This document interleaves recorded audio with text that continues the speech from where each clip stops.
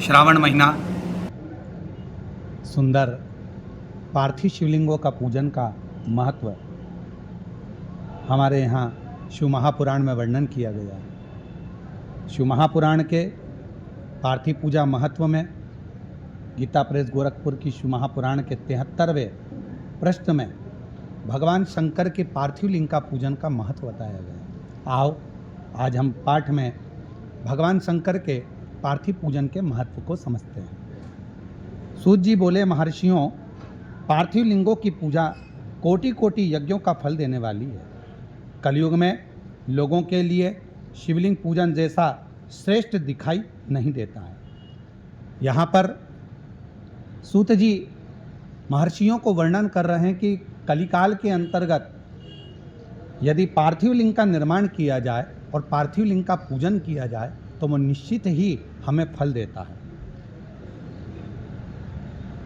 वैसा दूसरा कोई साधन नहीं है। यह समस्त शास्त्रों का निश्चित सिद्धांत है। शिवलिंग भोग और मोक्ष देने वाला है। जब हम भगवान शंकर का पार्थिव लिंग का पूजन करते हैं, किसी कामना से करते हैं, किसी कार्यवश करते हैं, मोक्ष की प्राप्ति के लिए करते हैं, तो शिव महापुराण की कथा कहती है कि वो प्रत्येक कामना को पूर्ण करता है। शिवलिंग का पूजन करने में चाहे स्त्रियां तथा अन्य सब लोगों का अधिकार होता है।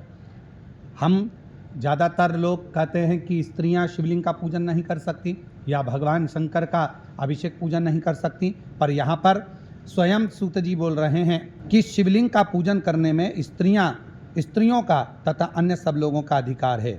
द्विजों के लिए वैदिक पद्धति से शिवलिंग का पूजन करना चाहिए। अगर ब्राह्मण शंकर भगवान का शिवलिंग का अभिषेक पूजन कर रहे हैं तो उनको वैदिक रीति से करना चाहिए, परंतु अन्य लोगों के लिए वैदिक मार्ग से पूजा करने की सम्मति नहीं है। यदि साधारण व्यक्ति है, कोई अन्य व्यक्ति है, जिस भाव से भगवान शंकर के पार्थिव लिंग का पूजन करना है वो कर सकता है। उसमें उसको जरूरी नहीं कि वैदिक पद्धति से ही करेगा। वो अपने भाव से शिव जी को जल चढ़ाकर, दूध चढ़ाकर, दुर्वा चढ़ाकर, बेलपत्र चढ़ाकर किसी न किसी भाव से शिव का अभिषेक पूजन कर सकता है। श्री शिवाय नमस्तुभ्यम।